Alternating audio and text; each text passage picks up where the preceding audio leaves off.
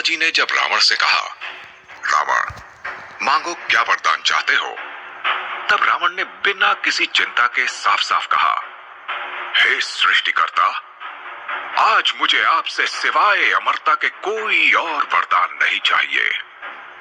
पृथ्वी की कोई भी शक्ति मुझे मार ना सके। मैं सदा सदा के लिए अमर हो जाऊं।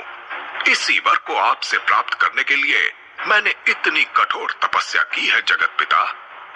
मुझे आप अमरता का वरदान दीजिए। ये सुनते ही देवगण और स्वयं ब्रह्मा जी आश्चर्यचकित हो गए। ब्रह्मा जी ने कहा, ये असंभव है दशानन, तुम एक बार पुनः विचार कर लो और अपना वरदान सोच समझ कर मांगो।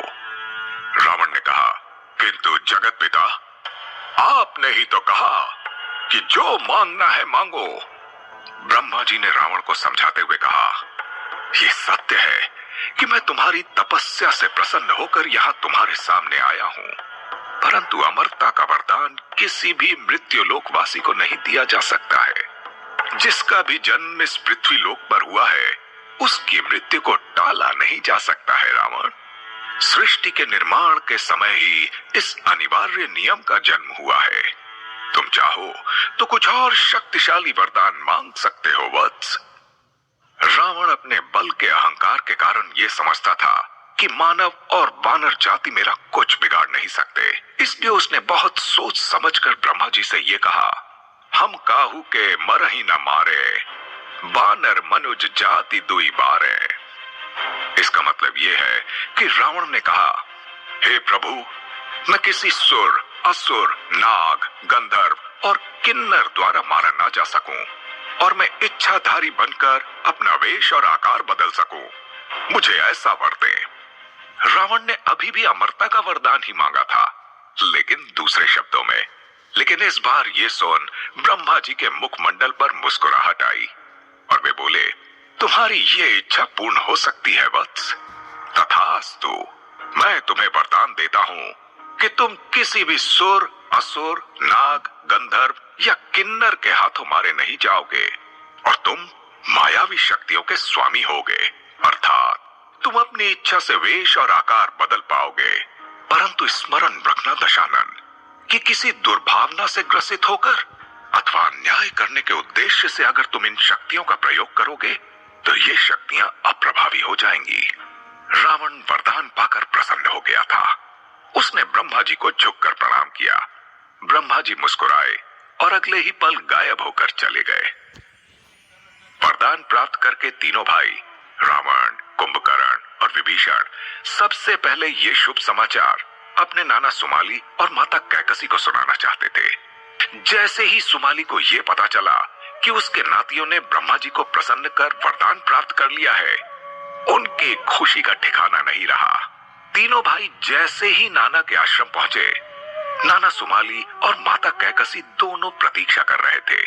तीनों चलते हुए आ रहे थे, रावण सबसे आगे और दाएं और बाएं विभीषण और कुंभकर्ण। तीनों ने सबसे पहले अपनी मां और नाना को प्रणाम कर चरण छुए। कैकसी ने आंखों में आंसू लिए तीनों को गले लगा लिया। सुमाली ने रावण से कहा, आज मुझे यह विश्वास हो गया है कि हमारा खोया हुआ सम्मान और छीनी गई सत्ता को हम पुनः प्राप्त कर लेंगे। रावण ने कहा, छीनी गई सत्ता, इसका क्या मतलब है नाना श्री? सुमाली ने आंखें बंद करके एक लंबी ठंडी सांस ली और बोले, आओ तुम लोग यहाँ बैठो, मैं तुम्हें बताता हूँ। आज तुम्हें देखकर मुझे अपने दिन याद आ गए। बिल्कुल तुम्हारी तरह हम भी तीन भाई थे। मेरे सबसे बड़े भाई माल्यवान, फिर मैं सुमाली और मेरा सबसे छोटा माली। तीनों ने ब्रह्मा जी की तपस्या करके ये वरदान प्राप्त कर लिया था कि हम लोगों का प्रेम अटूट हो और हमें कोई पराजित ना कर सके। वर पाकर हम लोगों ने अपने निवास के लिए पृथ्वी लोक की सबसे रमणीक जगह समुद्र किनारे लंकापुरी में अपना राज स्थापित किया और अत्यंत आनंद के साथ वहां रहने लगे। तब से लंका पर हमारा यानी राक्षसों का साम्राज्य कायम था। रावण ने उत्सुकतावश पूछा, फिर ऐसा क्या हुआ नाना श्री कि लंका नगरी हमारे कुल से छीन ली गई। हाँ, सुमाली ने रावण की बात का उत्तर दिया। हम तीनों भाइयों ने लंका में अपना राज कायम करने के बाद अपने परिवार का विस्तार किया। पूरे कुनबे को देखें तो हम सब बहुत ही पराक्रमी थे और हमारा भरा पूरा परिवार लंका में निवास करता था। पुत्र, उस वक्त ये स्वर्ण महल नहीं था। मेरे बड़े भाई माल्यवान के 7 पुत्र हुए, मेरे 10 पुत्र यानी तुम्हारे मामा, और मेरे सबसे छोटे भाई माली के 4 पुत्र हुए। देखो कितना बड़ा और भरा परिवार था हमारा, और ये सब बलवान और पराक्रमी प्रकृति के थे। और इसी कारण अक्सर ऋषि मुनियों एवं देवताओं से हमारे राक्षस कुल के बीच टकराव होते रहते थे। एक दिन धरती के सभी साधुओं ने भगवान विष्णु की शरण में जाकर राक्षसों का सर्वनाश करने का आग्रह किया, और भगवान विष्णु ने उन्हें आश्वासन दिया कि हे ऋषियों, मैं इन दुष्ट राक्षसों का अवश्य ही नाश करूंगा। सुमाली इतना कहकर मिट्टी के पात्र में रखे जल को पीने लगा, लेकिन रावण की उत्सुकता अब तक बहुत बढ़ चुकी थी। वो बोला, फिर क्या हुआ नानाश्री? सुमाली ने पुनः बताना आरंभ किया। जब हम राक्षसों को विष्णु जी के इस आश्वासन की सूचना मिली तो हम सब एकत्रित हुए। भाई माली के सेनापतित्व में हम सब इंद्रलोक पर आक्रमण करने के लिए चल पड़े। हम आ रहे हैं ये समाचार पाकर भगवान विष्णु ने अपना अस्त्र शस्त्र संभाला और वो राक्षसों का संहार करने लगे। सेनापति और छोटे भाई माली सहित बहुत से राक्षस मारे गए और बचे हुए लंका की ओर भाग गए। जब भागते हुए राक्षसों का भी विष्णु जी संहार करने लगे तो बड़े भाई माल्यवान को गुस्सा आ गया और वो युद्ध भूमि में लौट पड़े। भगवान विष्णु के हाथों अंत में वो भी काल में समा गए। अब तक मैं समझ चुका था कि अगर राक्षस कुल का सर्वनाश होने से बचाना है तो बचे हुए राक्षसों को लेकर मुझे धरती लोक अविलंब छोड़ना होगा। मैंने निर्णय लिया कि इस धरती और उसमें बसे हम सबके सुंदर स्थान लंका को त्याग कर सभी राक्षसगण अब पाताल लोक में जा बसेंगे। हाँ, और इसी तरह हमारे हाथों से लंका का राजपाट छीन लिया गया। सुमाली कुछ क्षण के लिए चुप हो गए, लेकिन एक लंबी सांस लेकर फिर बोलना शुरू किया। जिस दिन मेरे दोनों भाइयों का वध किया गया और मुझे बचे हुए राक्षस कुल को लेकर पाताल लोक में शरण लेनी पड़ी थी, उसी दिन मैंने संकल्प लिया था कि मैं अपने खोए हुए सम्मान को वापस हासिल करके रहूंगा। उसी दिन मैंने प्रतिज्ञा ली थी कि एक दिन मैं लंका की राजगद्दी और खोया हुआ सम्मान वापस प्राप्त करूंगा। इसके बाद सुमाली ने रावण के कंधे पर हाथ रखा और कहा, मुझे आशा है पुत्र कि अब तुम समझ गए होगे कि तुम्हारे इन कंधों पर कितनी बड़ी जिम्मेदारी है। हाँ? रावण ने कहा, हाँ नानाश्री, मैं आपको, माताश्री को, दोनों भाइयों को और संपूर्ण राक्षस जाति को ये वचन देता हूँ कि लंका की राजगद्दी पर लंकापति के तौर पर विराजमान होकर मैं लंका पर असुर राज कायम करने के स्वप्न और आपके दृढ़ संकल्प को पूरा करूंगा। अगर आपकी आज्ञा हो नानाश्री तो मैं कल ही कुबेर के ऊपर हमला बोल देता हूँ। मैं तो तुमसे अधिक उत्साहित हूँ पुत्र, परंतु इससे पहले कि तुम लंका की गद्दी हासिल करने के लिए युद्ध करो, तुम्हें वरदान में प्राप्त अपनी मायावी शक्तियों का परीक्षण और असुरी सेना को सुगठित करने की जरूरत है। सुमाली ने अपने अनुभवी होने का परिचय देते हुए रावण को ये सलाह दी। रावण ने कहा, जो आज्ञा नानाश्री, मैं कल सुबह की पूजा के उपरांत आपके आदेशानुसार सेना को सुगठित करने का काम आरंभ कर दूंगा। कैकसी ने रावण और सुमाली की बातचीत को सुनकर कहा, मैं सारी बातों से सहमत हूँ, लेकिन मेरा एक सुझाव ये है कि हमें एक दूत लंका भेजकर कुबेर को ये सूचना दे देनी चाहिए कि रावण लंका विजय के उद्देश्य से दल बल सहित युद्ध के लिए आ रहा है। युद्ध नीति यही कहती है।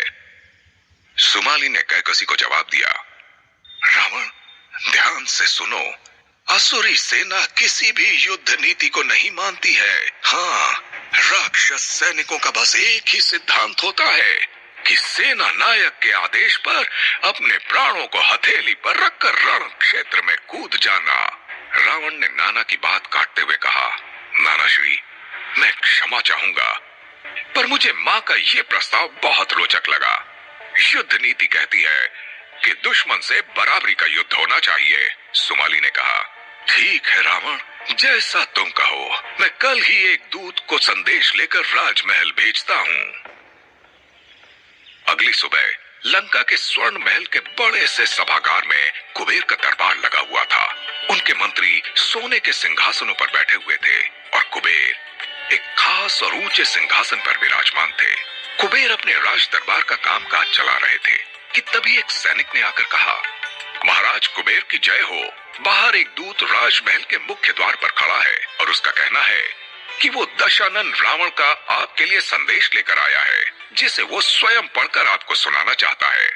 कुबेर को आश्चर्य हुआ कि अचानक रावण दशानन कब से हो गया और उसने ये दूत क्यों भेजा होगा। स्वयं न आकर दूत को भेजने का अर्थ निश्चय ही कोई शुभ संकेत नहीं होगा। उसने सैनिक से कहा, दूत को राजमहल में आने की अनुमति दी जाए। सैनिक के जाते ही कुबेर ने अपने सेनापति मणिभद्र से पूछा, ये रावण के दूत का अचानक महल में आने का क्या तात्पर्य हो सकता है। मणिभद्र ने कहा, हे धनराज, रावण ने कठोरतम तप के बल पर ब्रह्मा जी से असाधारण शक्तियों को प्राप्त किया है और ब्रह्मा जी इतने प्रसन्न हुए कि रावण को दशानन बना दिया। अब वे इस महल में लिए गए लंका विजय के संकल्प को पूर्ण करने के लिए हर संभव कोशिश करेंगे। वे सदैव नाना सुमाली के प्रभाव में रहते हैं, इसलिए इन संभावनाओं से इनकार नहीं किया जा सकता है कि रावण पुनः लंका पर असुरों का राज कायम करने के लिए कोशिश करेंगे।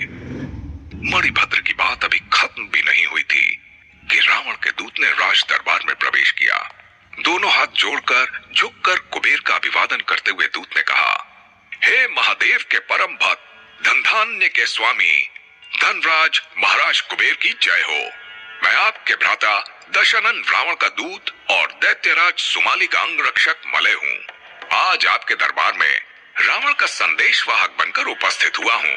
रावण चाहते हैं कि मैं उनका संदेश आपको पढ़कर सुनाऊं।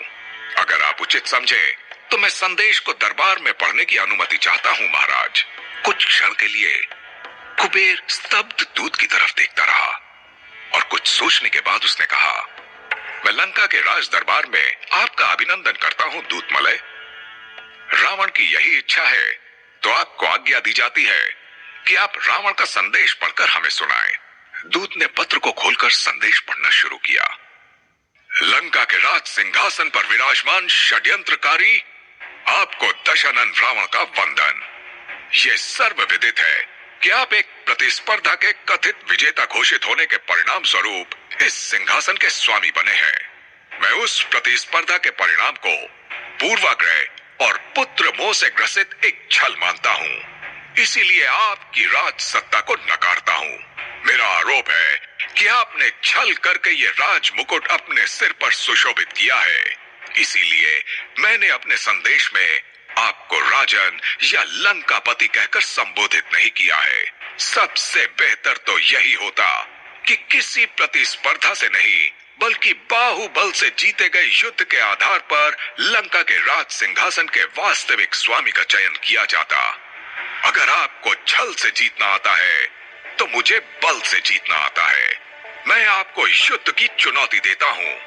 आने वाली अमावस्या की रात आपके जीवन की काली रात साबित होगी। अमावस्या के दिन मैं अपनी असुरी सेना के साथ लंका पर हमला बोलने जा रहा हूँ। इस संदेश को कोई चेतावनी ना समझकर औपचारिक सूचना ही समझा जाए। लंका दैत्यों की थी और दैत्यों की ही रहेगी। अभिवादन सहित रावण। जब दूत ने संदेश पढ़कर समाप्त किया तब कुछ क्षण के लिए राज दरबार में गहरी शांति छा गई, क्योंकि रावण ने तीखे शब्दों के साथ खुली चुनौती दी थी। कुबेर ने सेनापति मणिभद्र की तरफ देखा। मणिभद्र ने महाराज को आंखों के इशारे से निश्चिंत रहने का आश्वासन दिया।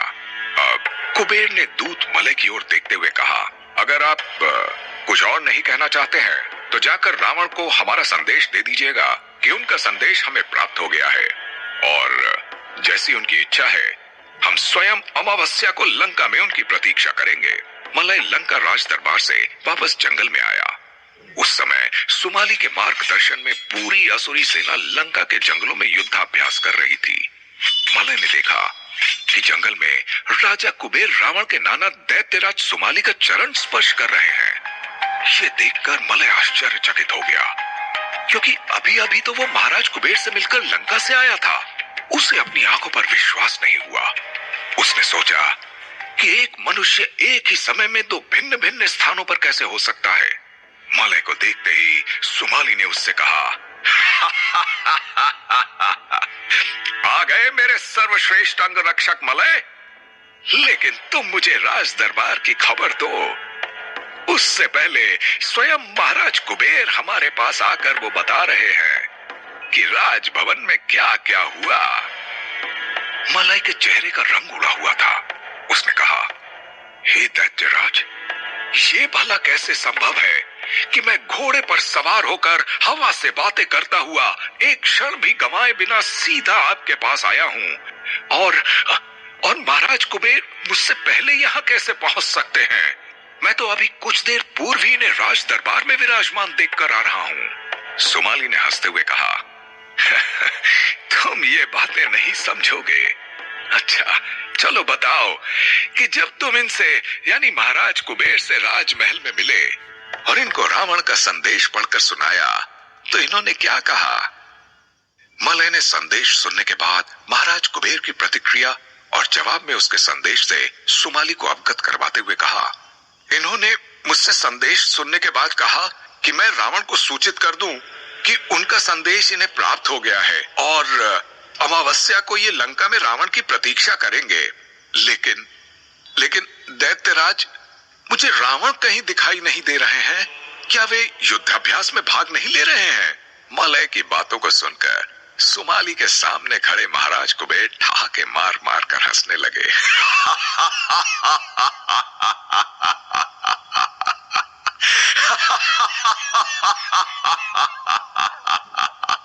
मलय ने देखा कि हंसते हुए कुबेर का आकार बदलने लगा है।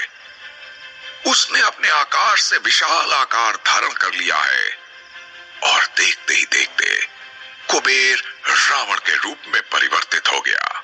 अरे, महाराज कुबेर ने तो रावण का रूप धारण कर लिया। दूत मलय ने आश्चर्य भाव से कहा। कुबेर से वेश बदलकर बने रावण ने कहा,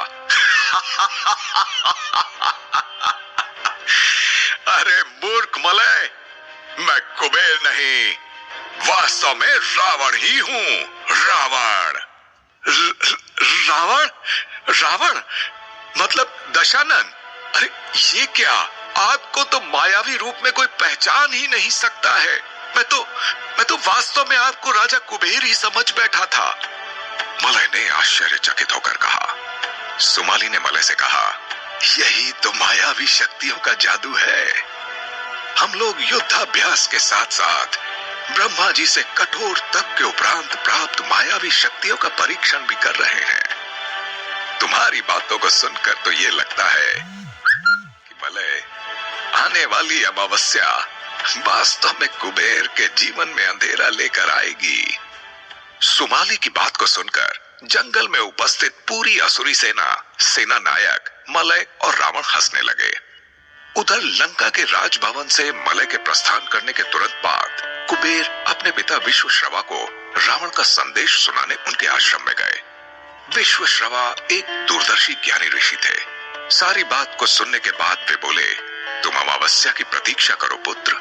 नियति ने लंका के लिए और लंका वासियों के कल्याण के लिए जो तय किया है वही होगा। अमावस्या की सुबह सुबह ही लंका के प्रधान सेनापति मणिभद्र ने सेना को किसी भी परिस्थिति से निपटने के लिए सतर्क कर दिया था।